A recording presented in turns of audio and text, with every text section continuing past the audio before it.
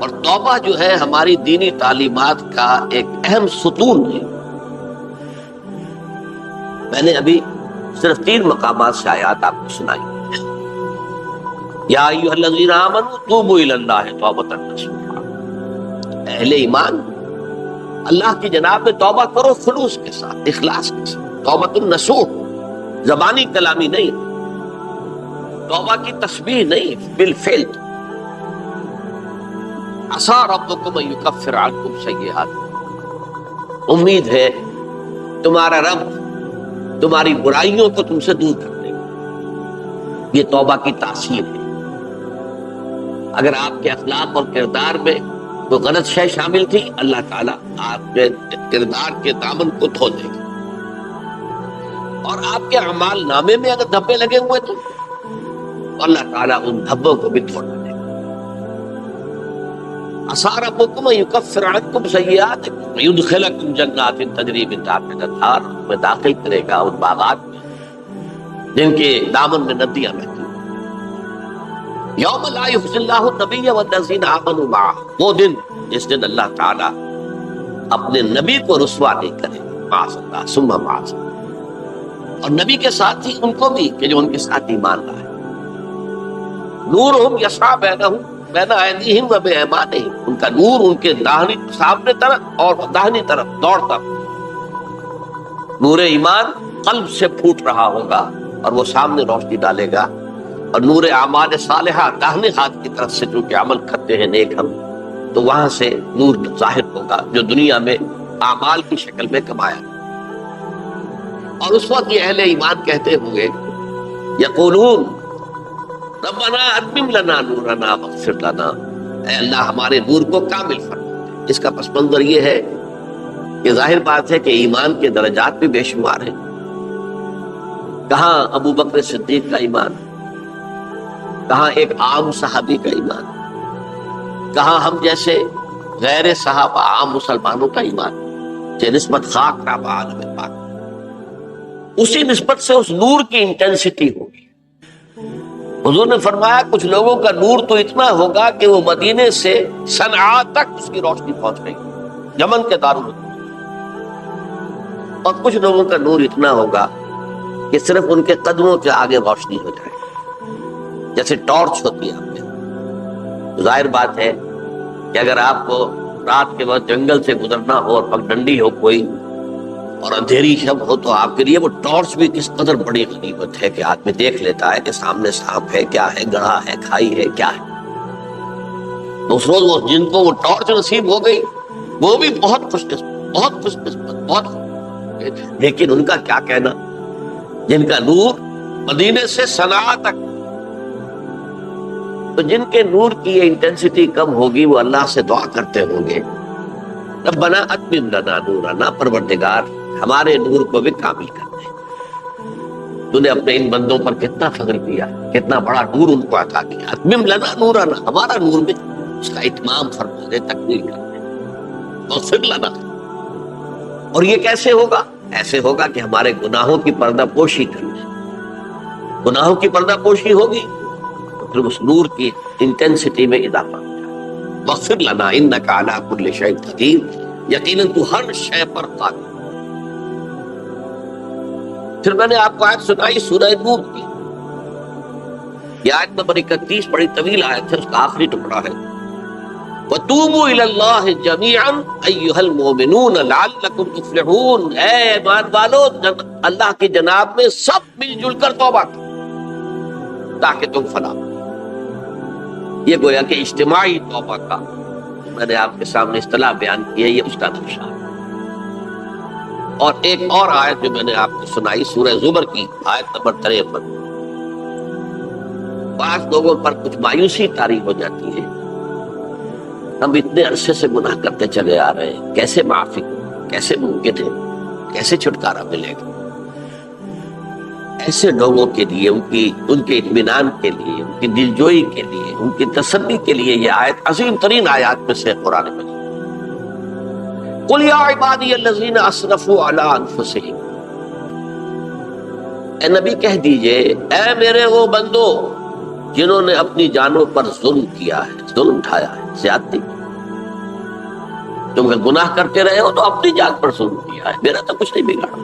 اللہ تو غنی ہے، اس کی تو سلطنت میں کوئی کمی نہیں آتی۔ ایک حدیث قدسی میں الفاظ آئے ہیں، میرے بندو اگر تم سب کے سب، اولکم و آخرکم و انسکم و جنکم، تمام انس و جن اور اولین سے لے کر آخرین تک کسی بدترین انسان جیسے فاسق و فاجر ہو جائیں، سب ابلیس بن جائیں، تب بھی میری سلطنت میں کوئی کمی نہیں۔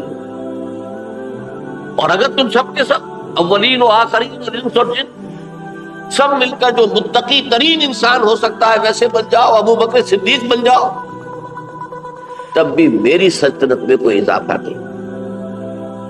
تو اللہ تعالیٰ کا تو کچھ بگڑتا نہیں ہے، انسان گناہ کرتا ہے تو اپنا نقصان۔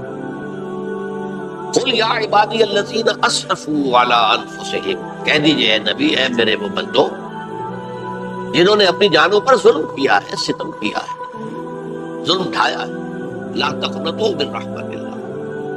میں آج بعض حدیثیں اس موضوع پر آپ کو سناؤں گا، عجیب چشم کشا حدیثیں ہیں۔ میں نے چونکہ اس موضوع پر گفتگو کرنی تھی تو میں نے کچھ اس مرتبہ احادیث کا تفحص کیا، تو واقعہ یہ ہے کہ بعض احادیث پڑھ کر خود میری جو ہے میرے علم میں اضافہ ہوا، ادھر میری توجہ آج تک نہیں گئی تھی۔ لا تقنطوا من رحمت اللہ، اللہ کی رحمت سے مایوس مت، ان اللہ یغفر الذنوب جميعا، اللہ تعالیٰ تمام کے تمام گناہ معاف کرتا ہے۔ اللہ تعالیٰ کی قدرت ہے، اللہ کا اختیار ہے، اللہ کا فیصلہ ہے، لہذا مایوس نہ اصلاح کرو۔ احادیث تو میں بعد میں آپ کو سناؤں گا، اس سے پہلے اس کا فلسفہ سمجھ لیجیے اصل میں کیا ہے۔ دیکھیے، ایک ہے طبیعی اعمال، فزیکل، ان کا ہم دنیا میں اصول یہ دیکھتے ہیں کہ اس کے نتائج لازم اور ان سے چھٹکارا نہیں مل سکتا۔ آپ نے سنکھیا کھایا ہے تو مریں گے، چائے کھانے کے بعد آپ نے خودکشی کا ارادہ کیا، سنکھیا کھا لیا، اب چاہے آپ پر ندامت ہو، پشیمانی ہو، پریشانی ہو، توبہ کریں، بچنے کا کوئی سوال نہیں، مرنا ہی مرنا۔ یہ کہ اللہ تعالیٰ جو ہے اپنی معجزانہ کسی قدرت سے اس عمل کا جو طبعی نتیجہ ہے اس کو نکلنے سے روک۔ آگ کی فطرت ہے کہ وہ جلاتی ہے، اللہ کے حکم کے تحت حضرت ابراہیم کو اس نے نہیں جلایا، یا نار کونی بردن وسلاما علی ابراہیم، لیکن یہ ہمیشہ نہیں ہوتا، یہ تو ایک دفعہ ہو گیا بس۔ اللہ جب چاہے اب بھی کر سکتا، لیکن یہ روز روز نہیں ہوتا۔ روز روز جو بھی فزیکل لاز ہیں وہ چل رہے ہیں، اگر وہ نہ چلے تو کوئی سائنس پاسبل ہی نہ ہو، کوئی ٹیکنالوجی ممکن ہی نہ ہو۔ یہ تو ان فزیکل کیمیکل لاز جو ہے ان کا دوام ہے، جس کی وجہ سے یہ ساری سائنس اور ٹیکنالوجی اب کہاں سے کہاں پہنچ رہی ہے کہ عروج آدم خاکی سے انجم سہمے جاتے ہیں کہ یہ ٹوٹا ہوا تارا کہیں بہی کامل نہ بن جائے۔ تو یہ توبہ جو ہے فزیکل اعمال میں مفید نہیں ہے، چاہے آپ پر یہ احساس پر کیا کر بیٹھا، کیا میں نے کیا، کیوں میں نے کھا لیا یہ سب کیا، تو اب اثر کرنا۔ جو اخلاقی اعمال ہیں ان کا قانون یہ نہیں ہے، اخلاقی اعمال کے نتائج ختم ہو جاتے ہیں توبہ کے ساتھ۔ یہ ایک بہت بڑا قانون ہے، بہت بڑا قانون۔ ایسا نہیں ہے کہ کسی گناہ سے انسان کی فطرت میں کوئی ایسی مستقل کجی واقع ہو جائے کہ جس کی اصلاح کی کوئی صورت ہی نہ ہو، یہ نہیں۔ بڑے سے بڑے توبہ کرو، خلوص دل سے کرو، جو اس کے اصول ہیں، جو اس کے قواعد ہیں، جو اس کے ضوابط ہیں، جو اس کی شرائط ہیں، ان کو پورا کرو۔ تو بڑے سے بڑے، برے سے برے اعمال، میں حدیثیں آج آپ کو سناؤں گا، حیران، کیونکہ عام طور پر یہی ہوتا ہے کہ مواعظ میں چونکہ لوگوں کو اصلاح کی ترغیب دلانی ہوتی ہے تو وہ جو انذار کا پہلو ہے اسے زیادہ نمایاں کیا ہے۔ اللہ کی طرف سے شدید ذو انتقام، اللہ انتقام دینے والا، اللہ سزا دینے والا۔ لیکن یہ دوسرا پہلو جو ہے وہ بھی اپنی جگہ پر بہت اہمیت کا کہ طبیعی اعمال کے نتائج اور عواقب اور اخلاقی اعمال کے نتائج و عواقب یہ ایک جیسے نہیں. اب اس معاملے میں تاریخ مذاہب عالم میں جو بہت بڑی غلطی ہوئی، تورات میں حضرت آدم اور حوا علیہ السلام سے جو غلطی اور خطا ہو گئی تھی، آپ اندازہ کیجئے کیا مقام اللہ نے عطا کیا تھا. سارے فرشتوں کو ان کے سامنے سجدہ کروا دیا تھا، اور ایک ہی حکم تو دیا تھا نا کہ اس درخت کے قریب نہ جانا. اور تو ابھی کوئی شریعت نہیں تھی، کوئی لمبے چوڑے احکام نہیں تھے، کھاؤ جہاں سے چاہو، اس ایک درخت کے پیچھے پاس نہ جانا. فَلَا تَقْرَبَا هَٰذِهِ الشَّجَرَةَ فَتَكُونَا مِنَ الظَّالِمِينَ. اور وہی کام کر بیٹھے حضرت آدم اور حضرت حوا علیہ السلام. کتنا بڑا، لیکن قرآن نے وضاحت کر دی کہ آدم نے توبہ کی، اللہ نے معاف کر دیا. اللہ تعالیٰ سے کلمات سیکھے، ندامت دل میں پیدا ہو گئی حضرت آدم، لیکن الفاظ نہیں تھے. کن الفاظ میں اللہ سے معافی مانگوں، مجھ سے خطا ہو گئی، بہت بڑی غلطی ہو. وہ الفاظ بھی اللہ نے سکھائے. فتلقى آدم من ربه کلمات، یہ ہے جس میں کہ وہ علامہ اقبال کا ایک شعر ہے ان کے نوجوانی کے دور کا، جس پر اب میں بھول رہا ہوں کہ طاق دہلوی تھے یا کوئی اور تھے کہ جنہوں نے علامہ سے کہا تھا میاں اس عمر میں اور یہ شعر. اس بڑی محفل میں بات آئی تھی کہ موتی سمجھ کے شان کریمی نے چن لیے قطرے جو تھے میرے عرق انفعال میں. انفعال کہتے ہیں عربی میں پشیمانی، شرمندگی. اور عام طور پر جب کسی انسان پر پشیمانی اور شرمندگی طاری ہوتی ہے تو پیشانی جو ہے اس پر کچھ پسینہ سا آتا ہے. تو قطرے جو تھے میرے عرق انفعال کے موتی سمجھ کے شان کریمی نے چن لیے. اللہ کی نگاہ میں ان کی اتنی قیمت، ان کی اتنی وقت میرے بندے نے پشیمانی اختیار کی ہے، اپنے اس غلط کام کے اوپر اسے رنج اور افسوس ہو رہا ہے. تو اللہ کی نگاہ میں اس کی یہ عظمت ہے، یہ قدرت. تو اللہ تعالیٰ نے جب حضرت آدم کے دل میں وہ پشیمانی پیدا ہو گئی تو الفاظ نہیں تھے. کن الفاظ میں؟ ہم کہتے ہیں نا کہ مجھے سمجھ نہیں آ رہا کہ میں کس منہ سے آپ سے بات کروں، میری یہ حیثیت نہیں ہے، میں کن الفاظ میں اپنی جو ہے خطا کا اعتراف. تو اللہ نے وہ کلمات خود سکھا دیے. فَتَلَقَّى آدَمُ مِن رَبِّهِ كَلِمَاتٍ فَتَابَ عَلَيْهِ إِنَّهُ هُوَ التَّوَّابُ الرَّحِيمُ. یہ چیز کہیں تورات جب دوبارہ مرتب ہوئی ہے تو وہ نکل گئی، اس میں رہ گئی، باقی اس میں شامل نہیں. یہ تاریخی اعتبار سے جان لیجئے، تورات جو ہے وہ آج سے 2500 بلکہ 2600 برس قبل سے دنیا سے غائب ہے. یہ تورات کا جو نسخہ تھا یروشلم میں 587 قبل مسیح میں جب نبوکدنضر نے، شاید آج کل آپ دیکھ رہے ہوں یہ عراق کی جنگ میں عراق کے جو خاص ڈویژنز ہیں عراقیوں کے ریپبلکن گارڈز کے، ان میں سے ایک کا نام جو ہے وہ نبوکدنضر ڈویژن، ایک کا حمورابی ڈویژن ہے. حمورابی جو ہے عراق کا بہت پرانا بادشاہ تھا اور تاریخ انسانی میں سب سے پہلا قانون اس نے مرتب کیا. حمورابی یہ بہت پرانی تہذیب ہے، دنیا کی غالباً سب سے زیادہ اینشنٹ تہذیب جو ہے وہ عراق میں. حضرت ابراہیم یہی پیدا ہوئے شہر ار میں. تو نبوکدنضر نے جب تباہ کیا تھا یروشلم کو، 6 لاکھ آدمیوں کو قتل کیا اور 6 لاکھ کو قیدی بنا کر لے گیا بیبیلونیا. بابل کا لفظ بھی آج کل آ رہا ہے. کسی زمانے میں وہ عظیم شہر تھا دنیا کا، وہ معمولی سا شہر رہ گیا، نئے شہر پڑ گئے. تو اس وقت سے اس نے جب یروشلم میں جو ہیکل سلیمانی حضرت سلیمان کی بنائی ہوئی مسجد تھی اس کو جب گرایا، اس کے بعد سے وہیں پر وہ نسخہ رکھا ہوا تھا. پھر دنیا میں وہ نسخہ آپ نہیں. یہودیوں کا کہنا ہے کہ موجود ہے مسجد اقصی کے نیچے. وہ جب اس نے گرایا تھا تو جو نیچے تہخانے تھے وہ نہیں گرے تھے، وہ محفوظ رہے تھے، اوپر ملبہ آ گیا.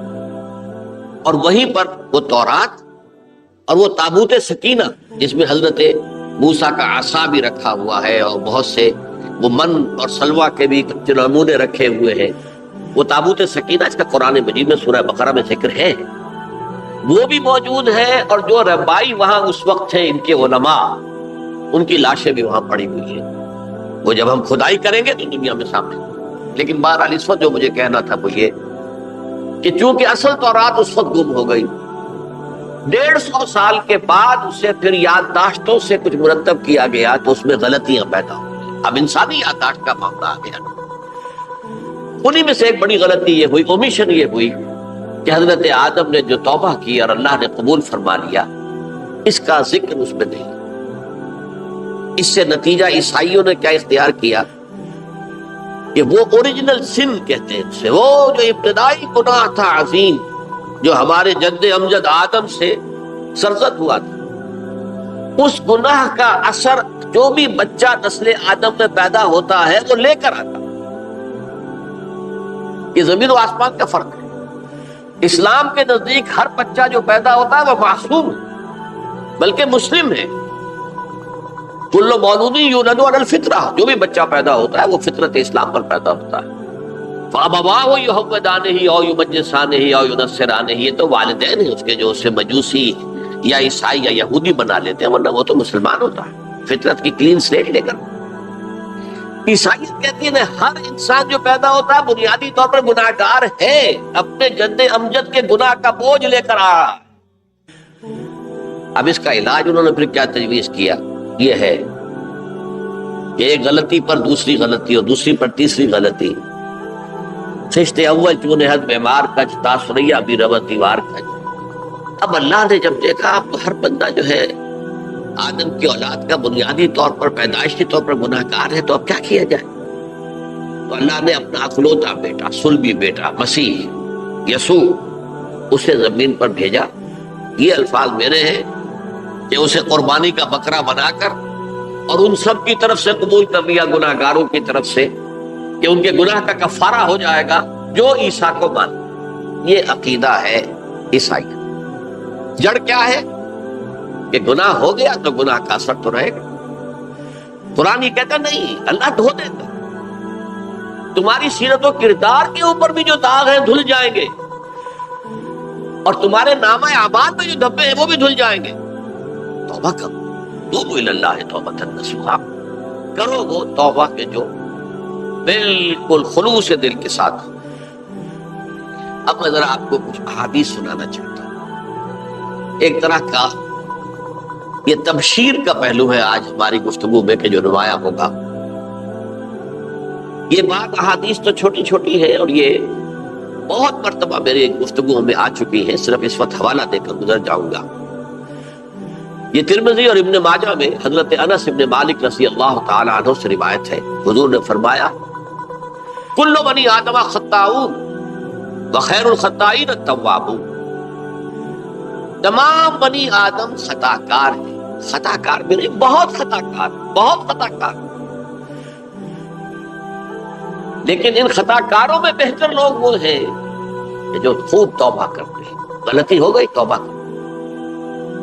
اور ایک اور حدیث میں آپ کو بتاؤں گا کہ یہ نہیں ہے کہ پھر کبھی وہ غلطی نہ ہو، اس وقت آپ یہ لگا لیں اپنے اوپر یہ کام میں نے نہیں کرنا، اور ایک دفعہ وہ کام چھوڑ دیں تو توبہ ہو گئی۔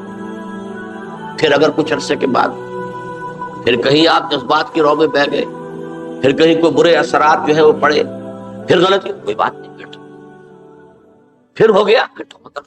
تواب اسی لیے کہا بار بار بار بار بار بار توبہ کرو۔ تو کل بنی آدم خطاؤون وخیر الخطائین التواب۔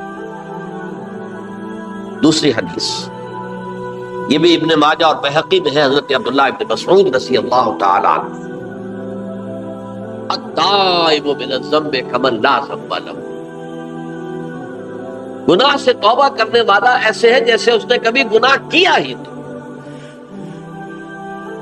دھل جاتی ہے، تختی دھل گئی، بچے نے تختی لکھی تھی اس کو دھو دیا، ختم ہو گیا۔ ایک حدیث تو پڑھ کر میں بھی چونکا، یہ اصل میں اسلوب ہے بیان کا بتانے کے لیے کہ تمہارے دلوں کے اندر مایوسی کا غلبہ نہ ہو۔ مایوس اصل میں جو ہے مایوسی یہ ابلیسیت ہے، نوٹ کر لیجئے اس کو۔ مایوسی ابلیسیت کی کا عکس۔ مبلس کہتے کسے؟ جو مایوس ہو گیا۔ ابلیس سب سے بڑھ کر مایوس جو ہے وہ ابلیس، اسے معلوم میرا چھٹکارا تو نہیں ہے، لہذا میں جتنوں کو اپنے ساتھ لے کر جہنم میں جھونک دوں یہی میری کمائی ہے، میں نے تو بچنا نہیں۔ تو ابلیس کہتی ہے اس کو جو انتہائی مبلس، جو رحمت خدا بندی سے مایوس ہو چکا۔ اب اس کو دور کرنے کے لیے حدیث سنیے، اور یہ حدیث مسلم شریف کی ہے، صحیحین کے حضرت ابو ہریرہ سے حضور فرماتے ہیں والذی نفسی بیدہ، قسم ہے اس ذات کی جس کے ہاتھ میں میری جان ہے، لو لم تذنبوا، اگر تم لوگ گناہ نہ کرتے، لذهب اللہ بکم، تو اللہ تعالیٰ تمہیں لے جاتا کہیں اور، ولجاء بقوم یذنبون، اور پھر کسی ایسی مخلوق کو پیدا کرتا ہے جو گناہ کرتے، فیستغفروا اللہ، اور پھر وہ اللہ سے استغفار کرتے اور توبہ کرتے، فیغفر لہم، اور اللہ تعالیٰ انہیں معاف کرتے۔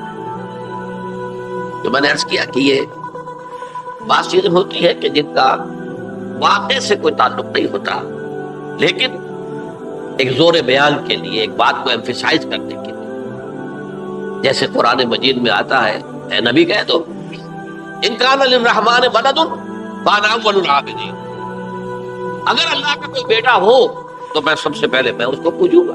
جب میں اللہ کو پوجتا ہوں، اللہ کا اگر کوئی بیٹا ہوتا تو کیا میں اسے نہ پوچھتا؟ لیکن نہیں ہے۔ اب یہ نہیں ہے نفی کے لیے زور دیا کہ اگر اللہ کا کوئی بیٹا ہوتا، لو کان للرحمن ولد فانا اول العابدین۔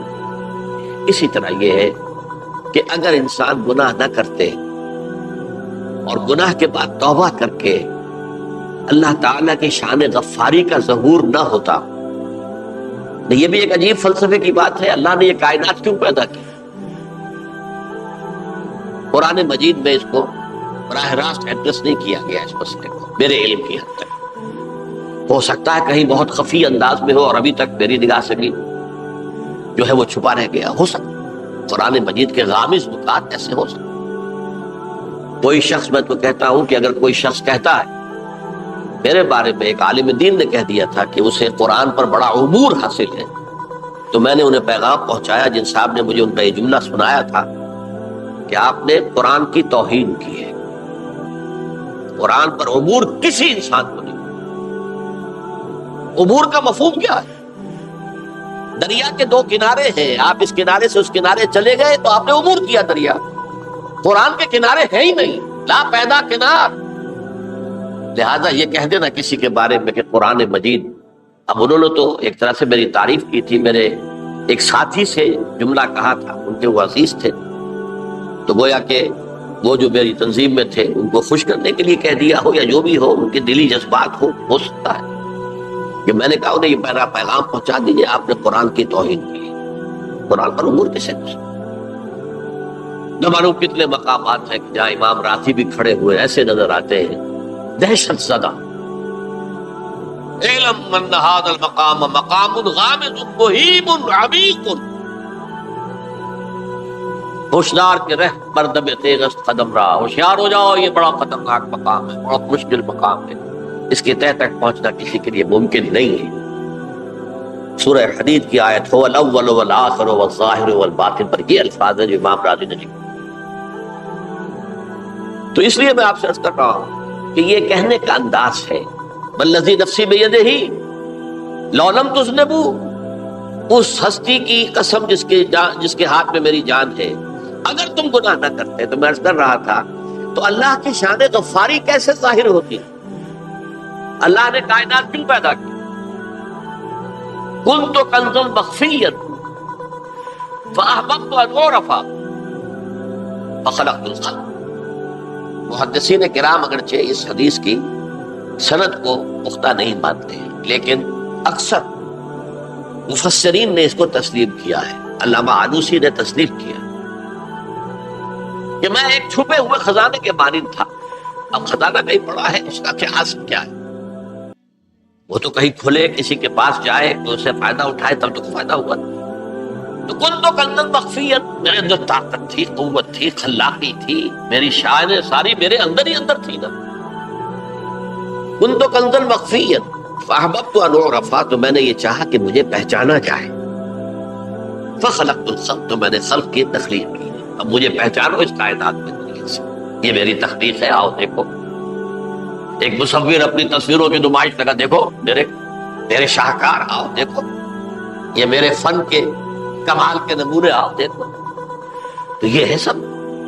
دیکھو زمین آسمان، ان فی خلق السماوات والارض واختلاف اللیل والنہار والفلک التي تجری فی البحر بما ينفع الناس وما انزل اللہ من السماء من ماء فاحیا به الارض من بعد موتها. یہ ساری آیات ہیں محترم. اور اسی لیے انسان کو پیدا کیا جس میں یہ فیکلٹی آف اپریسیشن، اللہ کے حسن و جمال و کمال کو پہچاننے کی صلاحیت. ورنہ ظاہر بات ہے کہ یہ جمادات کیا پہچانیں گے، پہاڑ کیا پہچانے گا؟ اللہ کو پہچاننے کی صلاحیت انسان میں ہے. تو یہ چونکہ ایک فلسفہ ہے باقاعدہ کہ اللہ نے تعالیٰ، اسی سے میں کہہ رہا ہوں اگر گناہ نہ ہوتا اور پھر توبہ نہ ہوتی اور میں اس کو معاف نہ کرتا تو میری شان غفاری کا ظہور کیسے ہوتا؟ میری شان ہے، غفار بھی ہوں، ستار بھی ہوں، اس کا ظہور کیسے ہوتا؟ تو والذی نفسی بیدہ لو لم تذنبوا لذهب اللہ بکم ولجاء بقوم یذنبون فیستغفر اللہ فیغفر لهم. اگر تم لوگ گناہ نہ کرتے تو اللہ تمہیں ختم کر کے کوئی اور ایسی مخلوق پیدا کرتا کہ جو گناہ کرے اور پھر وہ توبہ کرے اور اللہ اسے معاف کرے. اسی سے ملتی جلتی ایک حدیث ہے، یہ امام احمد اور امام بہقی لائے ہیں، اور اس کے راوی حضرت علی ہے رضی اللہ تعالی عنہ. ان اللہ یحب العبد المؤمن المفتن التواب، اللہ تعالیٰ کو بہت محبت ہے، یحب. اب دیکھیے ایک طرف وہ آیات ذہن میں لائیے، اللہ تعالیٰ کن سے محبت کرتا ہے؟ واللہ یحب المحسنین. یا وہ لوگ ان اللہ یحب الذین یقاتلون فی سبیلہ صفا کانہم بنیان مرصوص. اللہ محبت کرتا ہے اپنے ان بندوں سے جو اس کی راہ میں جنگ کرتے ہیں صفے باندھ کر، گویا سیسا پلائی ہوئی دیوار ہے. یہ ہے مثبت کام، نیک کام، محسنین، اللہ کی راہ میں قتال کرنے والے. یا اس کے برعکس کہا جا ان اللہ یحب، اللہ تعالیٰ محبت کرتا ہے اپنے اس بندے سے، العبد المؤمن، جو مومن ہو. اس کی ایک اور بڑی پیاری حدیث آئے گی، المفتن التواب، جو بہت فطروں میں مبتلا ہو جاتا ہو اور پھر بہت توبہ کرتا ہو. مفتن التواب، لیکن ساتھ ہی پلٹتا ہو، رجوع کرتا ہو، پھر اللہ کے حضور میں حاضر ہوتا ہو، پھر معافی مانگتا ہو. اللہ تعالیٰ کو اپنا ایسا بندہ بہت پسند ہے. اب میں کچھ اور حدیثیں آپ کو سنا رہا ہوں. توبہ کا دروازہ دو اعتبارات سے کہا گیا ہے کہ ایک وقت آنے پر بند ہو جاتا ہے. ایک حدیث کے تو الفاظ میں نوٹ کر کے نہیں لایا ہوں کہ اللہ تعالیٰ نے توبہ کا ایک دروازہ اتنا چوڑا کھلا رکھا ہوا ہے کہ جس کو عبور کرنا جو ہے وہ سال ہر سال میں ممکن، اور یہ بند نہیں ہوتا جب تک کہ سورج مغرب سے طلوع نہ ہو جائے. یہ قیامت کی جو آخری، قریب قیامت کی جو آخری نشانیاں ہیں تم میں سے. وہی حدیث میں آپ کو سنا رہا ہوں عن ابی ہریرہ رضی اللہ تعالی عنہ، اور یہ مسلم شریف کی روایت ہے. من تاب قبل ان تطلع الشمس من مغربها تاب اللہ علیہ. سورج کے مغرب سے طلوع ہونے سے قبل جو لوگ توبہ کریں گے اللہ تعالیٰ ان کی توبہ قبول کر لے گا. البتہ جب وہ قیامت کی وہ نشانی ظاہر ہو جائے کہ سورج مغرب سے طلوع ہو رہا ہے، اب دروازہ توبہ کا. اب اس کے بعد اگر توبہ کوئی کرتا ہے تو اللہ تعالیٰ اس کی توبہ کو قبول نہیں کرے. یہ تو اجتماعی سطح پر ہوئی.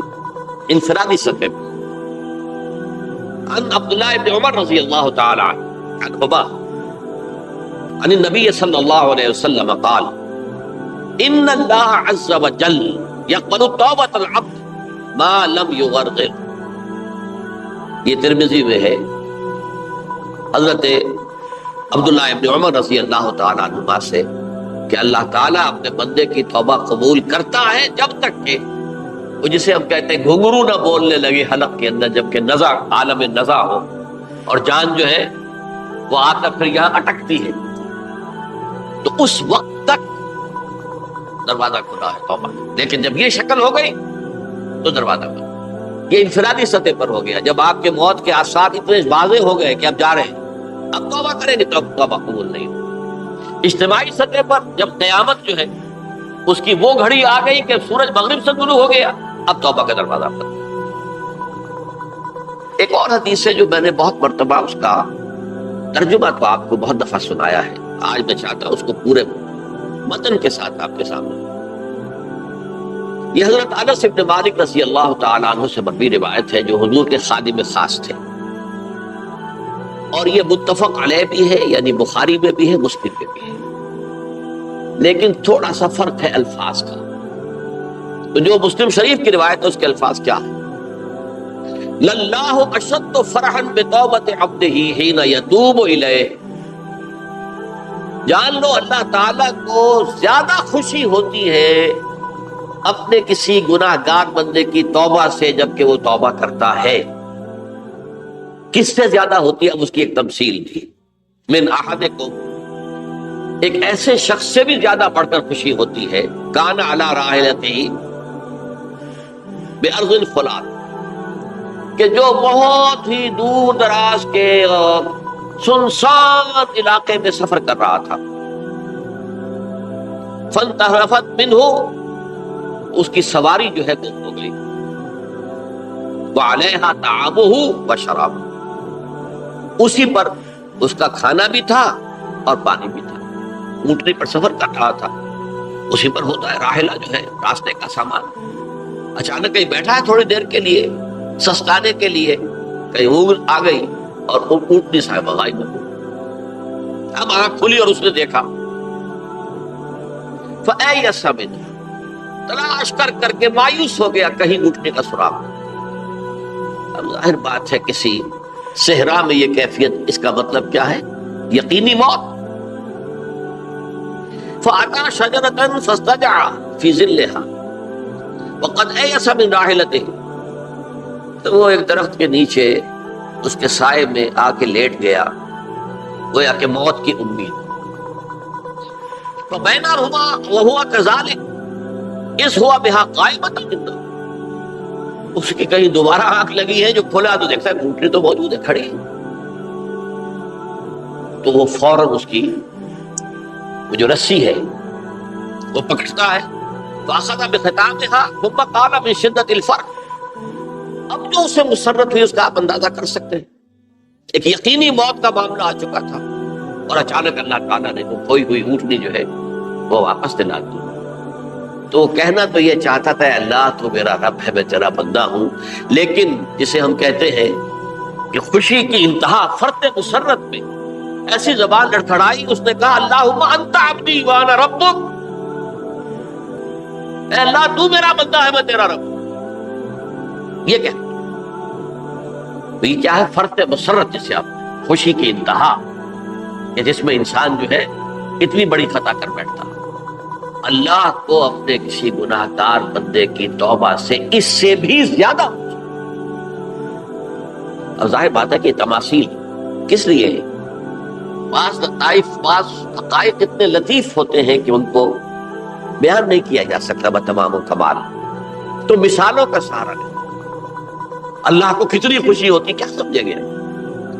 لہذا یہ مثال تو سمجھ میں آ گئی نا کہ ایک لقودق صحرا میں انسان سفر کر رہا تھا، ایک ہی اونٹنی ہے، اسی پر اس کا پانی ہے، اسی پر اس کا کھانا ہے، اور کہیں ٹھہرا ہے تھوڑی دیر کے لیے اور اونٹنی غائب، اور اس کے بعد تلاش کر کے شمال مغرب جنوب ہر طرح دیکھ لیا، اب تک کہیں اونٹنی کا سراغ نہیں. اب موت کے انتظار میں لیٹ گئے کہ اچانک دیکھتا ہے کہ اونٹنی موجود. تو وہ شدت فرح میں یہ کہہ بیٹھتا ہے اللہم انت رب انت عبدی وانا ربک انا للہ و انا الیہ راجعون. اب دیکھیے ایک حدیث وہ آ رہی ہے اور اس کو یوں سمجھیے، اللہ تعالیٰ نے جو انسان پیدا کیے ہیں ان کے مزاج مختلف ہیں۔ ان میں کچھ لوگ ہوتے ہیں جو قوی ہوتے ہیں ارادے کے، جو فیصلہ کر لیا ڈٹ گئے۔ کچھ لوگوں میں وہ قوت ارادی اتنی مضبوط نہیں ہوتی، وہ ادھر ادھر سوچتے رہتے ہیں۔ کچھ لوگ جسمانی طور پر بہت توانا ہوتے ہیں، کچھ لوگ جسمانی طور پر پیدائشی طور پر کمزور ہوتے ہیں۔ تو اگر کوئی قوت ارادی کمزور رکھنے والا شخص ہے، وہ بھی تو اللہ کی تخلیق ہے، اللہ کا بندہ ہے، خطاؤں کا ظہور ہو جاتا ہے، توبہ کرتا ہے، پھر کچھ عرصے کے بعد پھر خطا کا ظہور ہو جاتا ہے، پھر توبہ کرتا ہے۔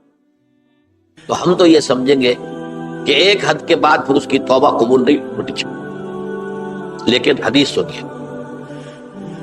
وعن ابی ہریرہ رضی اللہ تعالی عنہ قال قال رسول اللہ صلی اللہ علیہ وسلم ان عبدا اذنب ذنبا، یقیناً ایک بندہ جو ہے وہ ایک گناہ کرتا ہے،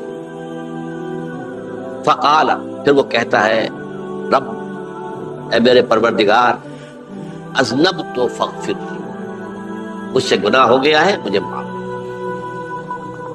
فقال ربہ، تو پروردگار یہ کہتا ہے اعلم عبدی ان لہ ربا یغفر الذنب ویأخذ بہ،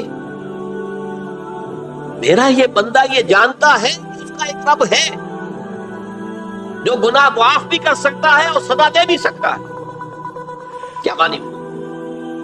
گناہ اس نے کیا ہے لیکن جانتا ہے اللہ کو، تو وہ معاف بھی فرما سکتا ہے، تبھی تو وہ اللہ سے معافی کی درخواست کر رہا ہے۔ اس کے اس جاننے کی بنیاد پر، اس کے اس علم کی بنیاد پر، اس کے اس ایمان کی بنیاد پر فرمایا غفرت لعبدی، میں نے اپنے بندے کو معاف کر دیا۔ ثم مکث ماشاء اللہ، پھر وقت گزرا جتنا کہ اللہ نے چاہا، ثم اذنب ذنبا، پھر اس سے گناہ ہو گیا، فقال رب اذنبت ذنبا فاغفر، پھر کہتا ہے پروردگار مجھ سے گناہ ہو گیا، پھر مجھے معاف فرما دے۔ فقال ربہ، اللہ فرماتا ہے عالم عبدی ان لہ ربا یغفر الذنب ویأخذ بہ، میرا بندہ ہے نا جو جانتا ہے کہ اس کا ایک رب ہے، ایمان باللہ اس کے اندر ہے، تبھی تو پکار رہا ہے، اور یہ بھی جانتا ہے کہ وہ گناہ معاف بھی کر سکتا ہے اور چاہے تو پکڑ بھی سکتا ہے، سزا بھی دے سکتا ہے۔ تو فرمایا، اللہ تعالیٰ فرماتے ہیں میں نے فرمایا میں نے معاف کیا۔ ثم مکث ما شاء اللہ، پھر ایک عرصہ گزرا اس کے بعد، ثم اذنب ذنبا، پھر اس نے گناہ کیا۔ قال رب اذنبت ذنبا آخر، اس نے کہا پروردگار میں نے تو پھر ایک گناہ کر دیا، فاغفر لی، مجھے بخش دے۔ فقال اعلم عبدی ان لہ ربا یغفر الذنب ویأخذ بہ، میرا بندہ جانتا ہے نا کہ اس کا ایک رب ہے جسے وہ پکار رہا ہے، اور وہ جانتا ہے کہ اسے اختیار حاصل ہے کہ چاہے تو بخش دے اور چاہے تو پکڑ دے۔ اس کے اس علم، اس ایمان کی بنیاد پر میں نے اسے معاف کر دیا۔ ایک اور حدیث، میں نے چونکہ اس گفتگو کے لیے ان احادیث کا تفحص کیا ہے، یہ تو بہت ہیں حدیثیں، میں نے ان میں سے کچھ چنی ہیں۔ ہمارے پاس واعظ ناصح، وہ بھی کسی شخص کو روکتے رہے، برائیوں سے روکتے رہے، نہیں رکتا، تو کہیں غصے میں آ کے اللہ تجھے کبھی معاف نہیں کرے گا۔ یہ کتنا بڑا جرم ہے، اس کا اندازہ کیجئے اس حدیث سے۔ تو میرے بندے کو میری رحمت سے مایوس کر رہے ہیں، کتنا بڑا جرم ہے، اس کا اندازہ کیجئے۔ یہ مسلم شریف کی روایت ہے، عن جندب، حضرت جندب رضی اللہ تعالی عنہ سے، ان رسول اللہ صلی اللہ علیہ وسلم حدث، کہ اللہ کے رسول صلی اللہ علیہ وسلم نے ایک واقعہ بیان کیا، ان رجلا قال، کہ ایک شخص نے یہ کہا، واللہ لا یغفر اللہ لفلان، کہ خدا کی قسم اللہ تعالیٰ فلاں شخص کو کبھی معاف نہیں کرے۔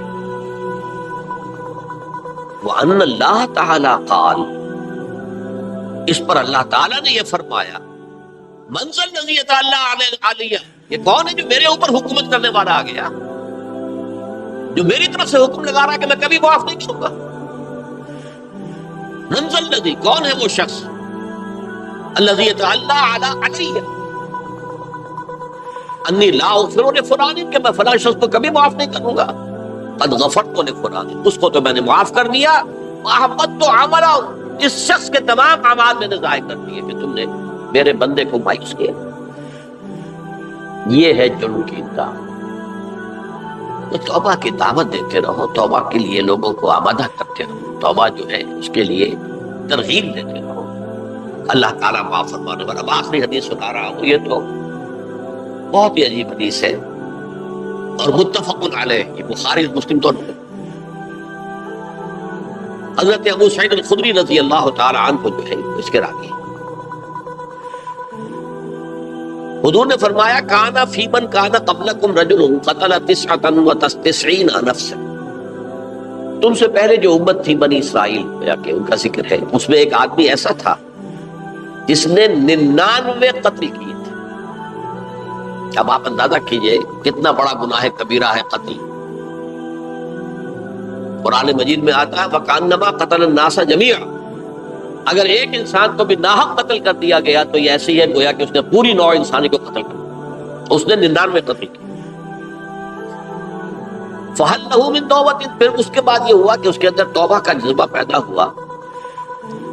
فَسَأَلَ عَنْ أَعْلَمِ أَهْلِ الْأَرْضِ، تو اس نے پھر سوال کیا، لوگوں سے پوچھا کہ زمین میں رہنے والوں میں کون سب سے بڑا عالم ہے۔ فَدُلَّ عَلَى رَاهِبٍ، تو اسے بتایا گیا فلاں راہب فلاں جگہ پر ہے، وہ بہت نیک ہے، بڑا عالم ہے۔ فَأَتَاهُ، وہ اس کے پاس آیا، فَقَالَ أَنَّهُ قَتَلَ 99 نَفْسًا فَهَلْ لَهُ مِن تَوْبَةٍ، انہوں نے کہا دیکھیے راہب صاحب، میں نے 99 انسان قتل کیے، اب مجھے یہ بتائیے کہ میرے لیے توبہ کا کوئی امکان ہے؟ فَقَالَ لَا، انہوں نے کہا نہیں۔ فَقَتَلَهُ، اس نے اس کو بھی قتل کر دیا۔ فَكَمَّلَ بِهِ 100، اپنی سینچری مکمل کر لی، مطلب 99 کے بعد ایک ہی کسر تھی، اس کو بھی قتل کیا، 100 پورے کر لیے۔ ثُمَّ سَأَلَ عَنْ عَالِمِ أَهْلِ الْأَرْضِ، پھر اس نے پوچھا کوئی اور، کوئی بڑے عالم انسان کو۔ فَدُلَّ عَلَى رَجُلٍ عَالِمٍ، پھر اس کی رہنمائی کی گئی ایک بڑے عالم شخص کی طرف۔ فَقَالَ إِنَّهُ قَتَلَ 100 نَفْسٍ، تو اس نے وہاں جا کر کہا کہ میں 100 انسان ہلاک کر چکا ہوں، قتل کر چکا ہوں۔ فَهَلْ لَهُ مِن تَوْبَةٍ، میرے لیے توبہ کا کوئی امکان ہے؟ فَقَالَ نَعَمْ، کیوں نہیں، 100 قتل کیے تب بھی کیا، توبہ کا راستہ دروازہ کھولا، مَا لَمْ يُغَرْغِرْ، جب تک کہ وہ گھنگرو نہیں بج رہا، اس وقت تک تمہارے توبہ کا دروازہ کھلا ہوا ہے۔ فرمایا نعم، وَمَن يَحُولُ بَيْنَهُ وَبَيْنَ التَّوْبَةِ، تمہاری توبہ کے درمیان اور تمہارے درمیان کون حائل ہو سکتا ہے، توبہ کا دروازہ کھلا۔ لیکن ساتھ ہی کہا انطلق الی ارض کذا و کذا، اب تم ایسے کرو جہاں تم رہتے ہو وہاں نہ جاؤ واپس، وہاں کا ماحول اچھا نہیں ہے، معاشرہ اچھا نہیں ہے، ہو سکتا ہے کہ تم توبہ پر قائم نہ رہ سکو، تم فلاں جگہ چلے جاؤ، وہاں اچھے لوگ آباد ہیں، ان میں جا کر رہو۔ فإن بها أناسا يعبدون اللہ تعالی، وہاں ایسے لوگ آباد ہیں جو اللہ کی بندگی کرتے ہیں، فاعبد اللہ معهم، تو تم ان کے ساتھ مل کر اللہ کی بندگی اور پرستش کرو، ولا ترجع الی ارضک، اپنی زمین کی طرف اپنے وطن میں واپس بن جاؤ، فإنها ارض سوء، وہ بری جگہ، فانطلقا، تو وہ چل پڑا، ہجرت کر رہا ہے، اس جگہ جا رہا ہے جہاں کا راہب نے بتایا تھا۔ حتی اذا نصف الطریق، جب آدھا راستہ اس نے پورا کر لیا، اتاہ الموت، موت آ گئی۔ فاختصمت فیہ ملائکۃ الرحمت و ملائکۃ العذاب، اب وہ جہنم کے فرشتے بھی آ گئے اس کی جان قبض کرنے کو، اور جنت کے بھی آ گئے۔ فقالت ملائکۃ الرحمہ، رحمت والے جو فرشتے ہیں جنت والے، انہوں نے کہا جا تائبا مقبلا بقلبہ للہ تعالی، یہ شخص توبہ کر کے اللہ تعالیٰ کی طرف ہجرت کر رہا تھا، اس لیے اس کی نیت کی بنیاد پر تو یہ جنتی ہے، لہذا اس کی روح ہم قبض۔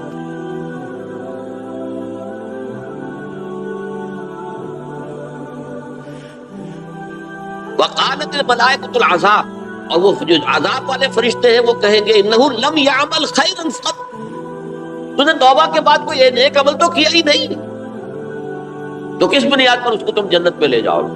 اس کو تو دوزخ میں جانا چاہیے۔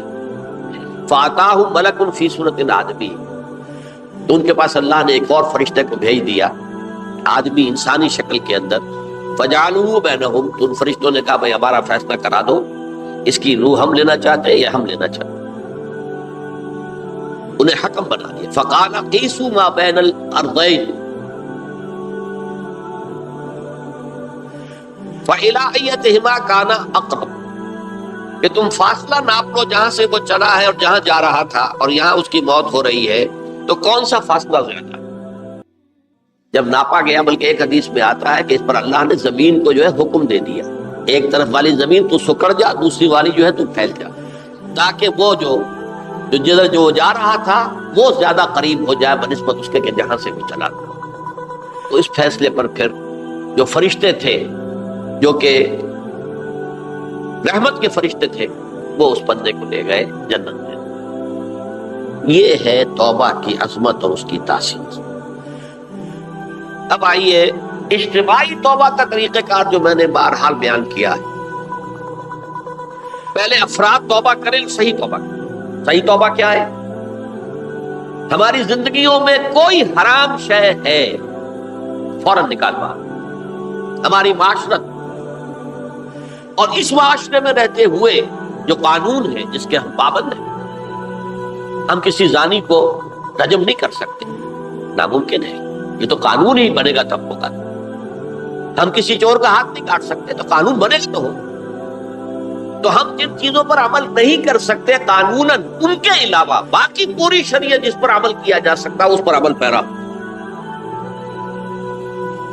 سود میں بند نہیں کر سکتا، بینکوں کو میں آگ نہیں لگا سکتا، بینکوں کو آگ لگا دیں گے تبھی سود تو ختم نہیں ہوگا، لیکن یہ تو کر سکتا ہوں نا کہ براہ راست سود میں ملوث نہ ہوں، سود پر قرضہ لے کر اپنا کاروبار نہ چمکاؤں، نہ بڑھاؤں، سود پر قرضہ لے کر اپنے مکان نہ اونچا کروں، یہ تو کر سکتا ہوں۔ تو کم سے کم جو ڈائریکٹ کسی نے قانون نہیں بنایا کہ لازم ہے آپ پر کہ آپ سودی قرضہ لیں اور اپنی بلڈنگ عالی شان بنا لیں، کسی نے نہیں کیا۔ یہ اگر کر رہے ہیں تو آپ مجرم۔ آپ کے معاشرے میں کوئی قانون نہیں بنا کہ پردہ ختم، برقع حرام، یہ ترکی میں تو کر دیا گیا برقع حرام، وہاں تو سر کو اوپر جو ہے ڈھانپنا جو ہے، اسکارف لینا بھی ممنوع ہے، یہاں تو نہیں ہے۔ پھر یہاں جنہوں نے چھوڑا ہے مجرم خود ہے۔ یہاں تو اللہ کا شکر ہے کوئی ایسا مصطفیٰ کمال پیدا آج تک نہیں ہوا ہے کہ جس نے ان چیزوں کا حکم دیا۔ ہاں ترغیب ہے، ذرائع ابلاغ کے ذریعے سے، فحاشی ہے، عریانی ہے، لیکن چوز آپ خود کرتے ہیں، فیصلے کا اختیار آپ کا اپنا۔ تو جن چیزوں کے اندر بھی گناہ سے بچنے کا امکان ہے اس کو عملاً ترک کیا جائے، اور نمبر 2 عزم مصمم کر لیا جائے کہ اللہ اب بقیہ زندگی جتنی بھی ہے اس میں اپنی توانائیاں، اپنی قوتیں، اپنی صلاحیتیں صرف کروں گا تیرے دین کی تبلیغ اور تیرے دین کے قائم کرنے کی جدوجہد۔ عزم مصمم۔ یہ لوگ اگر 14 کروڑ میں 14 لاکھ بھی ہو جائیں، بہرحال 2-4 کی توبہ کرنے سے ملک کی قسمت نہیں بدلتی۔ معتدل تعداد کے اندر جو ہے یہ لوگ اگر ایسے ہو جائیں، اور پھر یہ کہ وہ مل کر اگر زور لگائیں، واقعتاً اس ملک کے اندر شریعت اسلامی کا نفاذ ہو سکتا ہے، اللہ کا نظام قائم کیا جا سکتا ہے۔ یہ ملک بنایا اسی لیے گیا۔ تو یہ توبہ کا جو ہے اجتماعی توبہ کا یہ پوری تفصیل تو میں بارہا بیان کر چکا ہوں۔ آج جو میں نے کہا تھا کہ ایک بات کی طرف میرا ذہن حالیہ منتقل ہوا، اس سے پہلے نہیں ہوا۔ یہ توبہ کرنے والے لوگ جب تک 14 لاکھ نہیں ہیں، 1400 ہی ہوں، لیکن یہ اگر دعا کریں گے اللہ تعالیٰ کے خلوص کے ساتھ تو ان کی دعا قبول ہو۔ دعا بہت بڑی چیز ہے، دعا مخ العبادہ، ٹھیک ہے، بڑا لمبا راستہ لگتا ہے یہ، کہ 14 لاکھ انسان توبہ کرے یا 2 لاکھ یا 3 لاکھ انسان توبہ کرے، صحیح معنی میں توبہ کرے، اور پھر وہ جمع ہو، ایک طاقت بنے، تن من دھن لگانے کے لیے، جانے دینے کے لیے تیار ہو جائے. مجھے لگتا ہے یہ کہ کافی لمبا ہے کہ دراز و دور دیدم رہو رسم پارسائی، یہ تو بڑا لمبا راستہ ہے.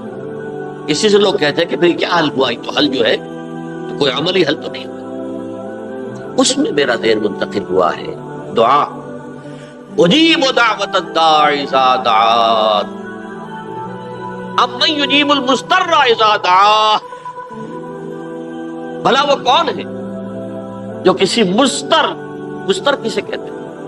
ایک شخص نہایت پریشان حال ہو گیا ہو، نہایت پریشان حال، اور میں اللہ کو پکارے، پروردگار تو میری دستگیری فرما.